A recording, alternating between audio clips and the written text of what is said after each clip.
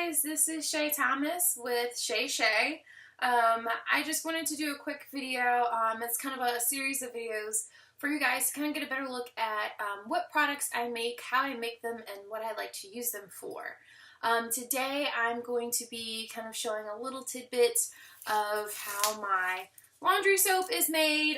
This is something that actually is, now that I think about it, it's one of the first things I ever made myself in this whole world of, home and body care products. It was something that I learned that was possible for a person to do. And so I started working on making my own and went through a couple different ideas. I've done liquid laundry soap and also powder form. As you can see, powder form is the one that I've chosen to stick to. It just works a little bit better for what I like. It's easier to store, and so this is where I live with this stuff. But it's something that I've been using for quite a while, so let's see how it's done. Okay, so one of the awesome things about, for me, for having my own business is that I get to control the ins, the outs, everything, which in itself can be really taxing, but it also gives me a great deal of say on what gets used, what doesn't get used. I get to view every single batch of every single thing, and in the case of waste, I get to find different ways to use products that I'm making so that they are less wasteful in general for the environment and just overall. So one of the first things that I actually do have in my laundry soap is soap itself. When I first started making soap, that was kind of one of the tricky things, was I had trouble finding soaps that I could use, not only just on myself, but use as a cleansing agent for other things. And so when I started trying out other recipes for how to make laundry soap, most of them, if not all of them, will say, you got to put actual soap in it at some point, amidst other powders and things. So, one of the first things that I realized as soon as I started making soap was that I always end up with, I'll kind of bring this around to show you guys, is scrap bits of soap. And you're going to see that there's a lot of different ones in here. Some of them are different colors. But there's a lot of scrap soap. In fact, even this bucket, has, and this is actually really cool, has scraps of soap from when I've trimmed down logs of soap. As you can see, that's my soap rack back there. But when I make soap, I trim these little pieces off to get the bars themselves to be a little bit more uniform, and then you're left with this. And so it becomes this thing where it's like, okay, well, I don't want to throw this away. What can I use it for? So in the case of Shae, one of the things that I do is I actually do use my soap products, the scraps from, say, batches of soap, in products like my laundry powder. So I save my scraps. I'm going to let them harden up a little bit more, because when you first cut soap, it's actually a little soft. And so one of the great things that I have been able to do is to take those scraps and consequently shred them, which this is probably the bulk of the work here, is getting them shredded, and that way I can actually use them in my laundry powder. So just real quick, I'm going to just kind of show y'all how I mix up some things. And I have like a series of appliances. I have like a set for my actual house, and then I have a set for all my soap stuff. So I have like 3 different blenders in my possession as a result. But it works out really well because I have the tools that I need to do what I need to do. So I take things like these scraps of soaps, I feed them through and get them blended. So I'm just going to go ahead and grate up some real quick and just kind of show you how it's all done.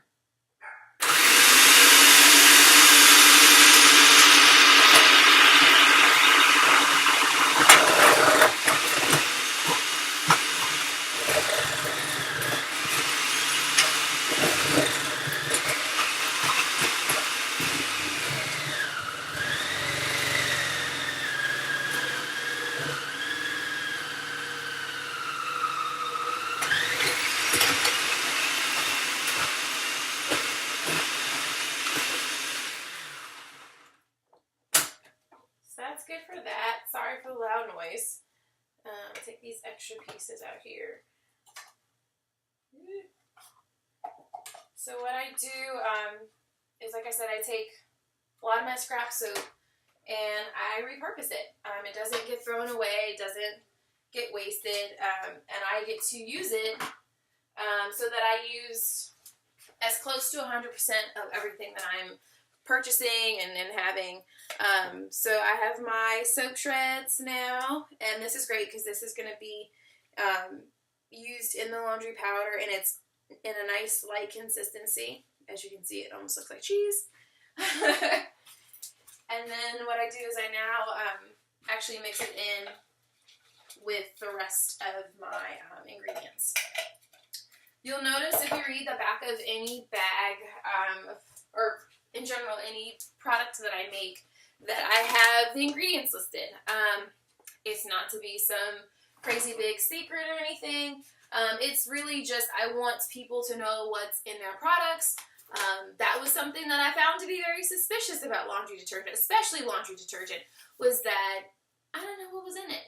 And after using sites like EWG's skindeep.org website and learning that there were a lot of things that I didn't want in my laundry soap, that was really one of the biggest things that promoted me to start making my own, or to at least find some that was a little less toxic, if you will. So the Shae laundry soap here, I'll just take a quick seat real quick.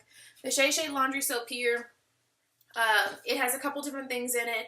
Right now, all of them come in this size container, which is about 50 ounces, and it does about 40 standard loads or 80 of the high efficiency loads. But you're probably like, this does that many loads? Yes. Yes, it does. A common problem that people don't realize is that, and this is something that a lot of people with sensitive skin have to deal with, is that we tend to actually over soap a lot of the loads that we wash. And so with there being no real regulation on fragrance laws, as far as the FDA is concerned with things like laundry soap can be considered something that, by it having fragrance in it, that it can be considered a potpourri product. So that means you can put however much of whatever you want in it at that point as far as scent goes, which for people like me means we break out in a rash. So in regards to my products, I don't like to tell people to over soap their laundry. I don't like to tell people to over scent their laundry. One of the big questions that people ask me when they're reading the ingredients, which I'll read out to you right now. Sodium bicarbonate, sodium borate, sodium carbonate, hand milled soap, which is the soap that I make, and then subsequent ingredients of that, which is coconut oil, palm oil, olive oil, and shea butter, technically. And then it does have listed on here pigments, fragrance, and vegetable glycerin, because those are included in the soap that is used in here. But I actually sat down and did the math on it, because I have been using this product, like I said, since I started making products. And I was like, well, how much fragrance is actually in this? Because I do typically use unscented soap in the bath, and then I use scented soaps for counters, washing hands, things like that. And there's actually less than 1% of fragrance in this actual bag, which is crazy, because it's like, well, it's not scented then at that point. Yeah, that's the point.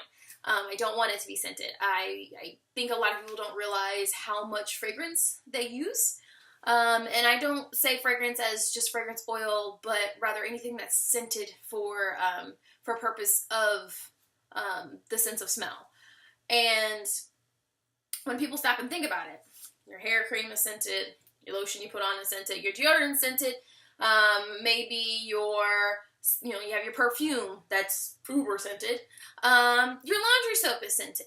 And by the time you leave the house, and that doesn't include any extra things that you may use, that's just the basics of things. You have 5 or 6 different items that are scented that you did not actually say, with the exception of maybe perfume, oh, I want to scent this. It's already scented. And so for people who do have sensitive skin, these are concentrates on concentrates on concentrates on concentrates. Do I like scented things? Absolutely. Do I use essential oils and fragrance oils? Yes, it depends on the application.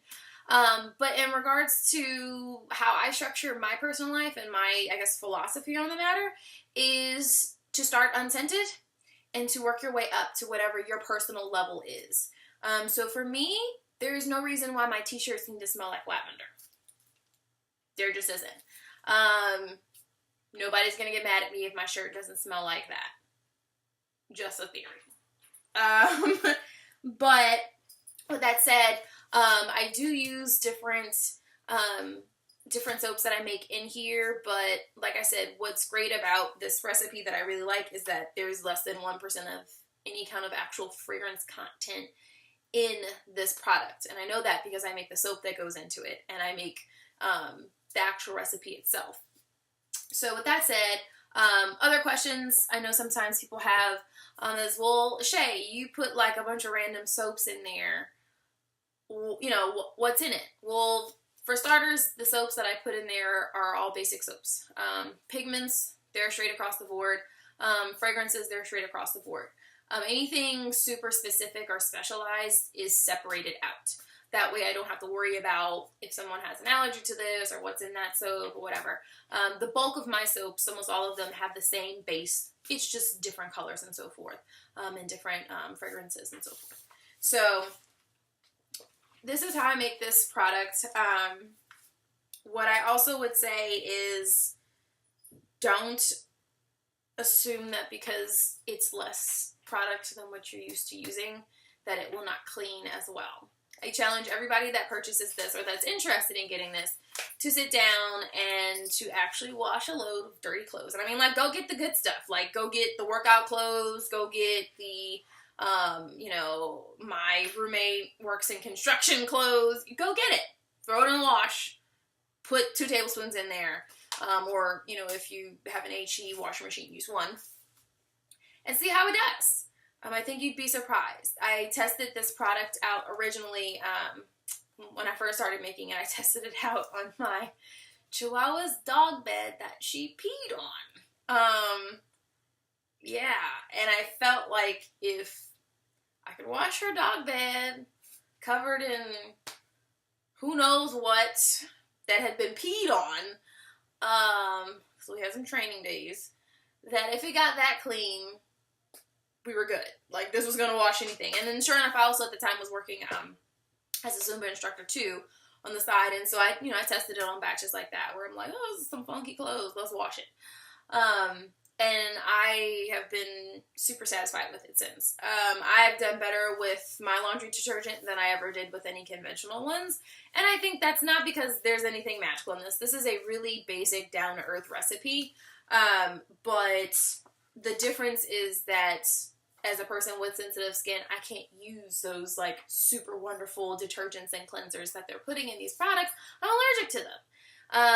And I wish I could be like mainstream worlds where I can use whatever I want and I don't notice that there's potentially something bad happening. You know, I don't have a skin reaction to it, but that's not the case. I unfortunately am forced to be aware of what's in products as a consumer. So if you have any questions, by all means, just let me know, send me a message, leave me a comment, and I'm going to show you guys real quick how I kind of mix this up. Like I said, the big portion of work for me is getting all of my soap scraps together, and I literally have like so much stuff that I grate up. And it's kind of great though, because every time I get to use it, I feel like, you know, I'm saving something from just going in the trash. So I've grated up my soap, and I'm just going to go ahead and start mixing in my powders and see what's what.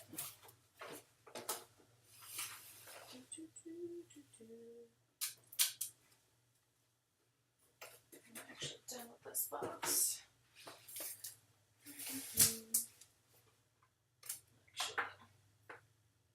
There we go. I will say, what it's worth, I have fantastic arms from the amount of like lugging heavy boxes of things, soaps, and trying to open up difficult packaging. So if you ever want like a really down-to-earth way to get some muscle tone, by all means, just start making everything that you have to use.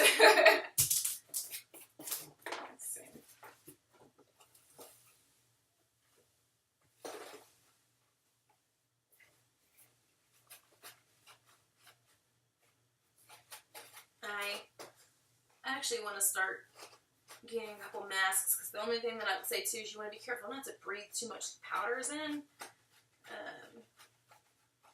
But you know, and it's me doing this, so of course I'm going to be hard-headed. Okay.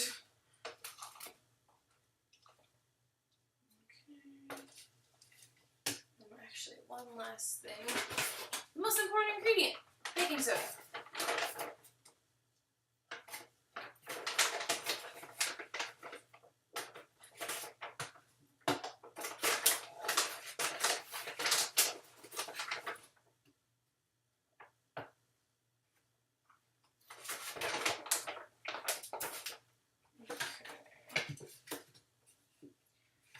I will say, as you will learn from looking at other videos that I do, one, you'll learn that this is the cleanest I'm ever going to look. I'm usually covered up to past my elbows in powders and or oils, things of that nature. I do wear aprons, but I'm kind of hard-headed, and at this point, this is one of my shirts that's been seasoned, so I don't mind working in it. But you will find that body care, and especially soaping, is a lot dirtier than you would think.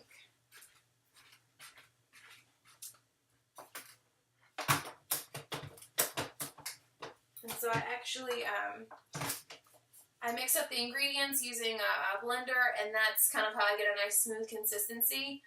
You will see some color differences from batch to batch based on what soap colors were ground up and grated, but this will not by any means change the color of your clothing or anything like that. It's very, very, very minuscule. But yeah, I'm going to mix up this half a batch here and kind of show y'all what it is.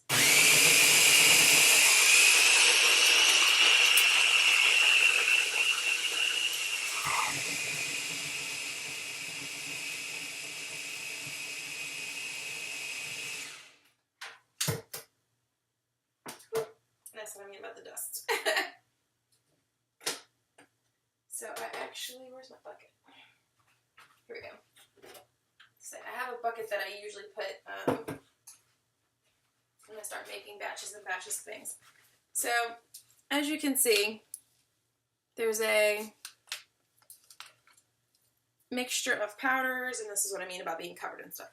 There's a mixture of powder and so forth, and little soap granules. But what's great about this stuff, like I said, fantastic for people who are allergic to conventional deodorants. There's less than 1% of actual fragrance in these batches, so people who can't deal with over-scented things, whether it be for breathing reasons or for skin sensitivity reasons, they don't have an issue. Each batch is literally hand done. I start working on each batch individually and mixing it, and then I start putting into my big bucket here, and then I actually scoop it out into the bags. That's, I think, one of the things people don't realize is that I literally end up overseeing each product from ingredient to the process of making it, to the process of labeling it, out even to the process of actually selling it. So, and each bag is weighed out so that you for sure get your 50 ounces. It's not just arbitrarily done.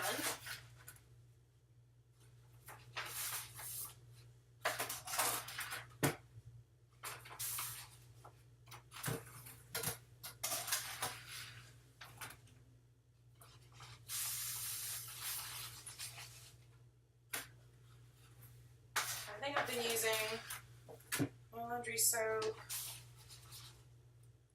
It's got to be like over 40 years now, which is kind of awesome to think about. Like, I have not purchased laundry soap in years. I'm going to end up using this last little bit of it, so.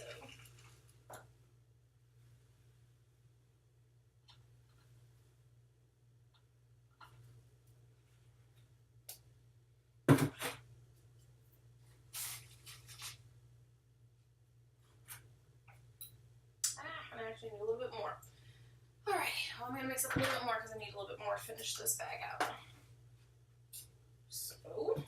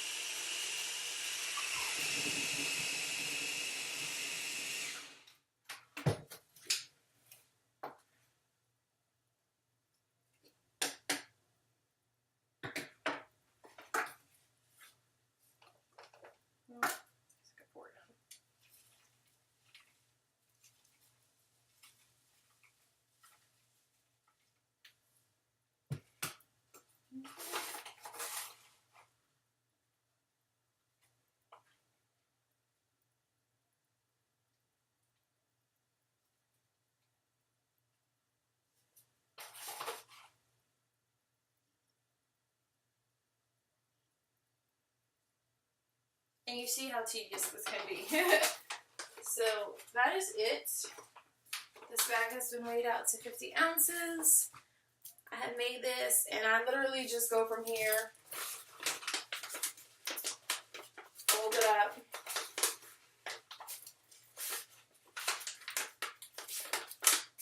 I make all my own labels as well.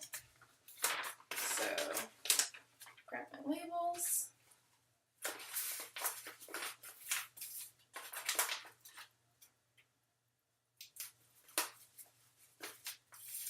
And there you have it. This is my handmade laundry soap from Shae. If you're interested in grabbing some, or you have any questions for me, like I said before, feel free to reach out, send me a message, give me a comment, and it is available for purchase on my website, www.shaeshae.com. Thanks, you guys.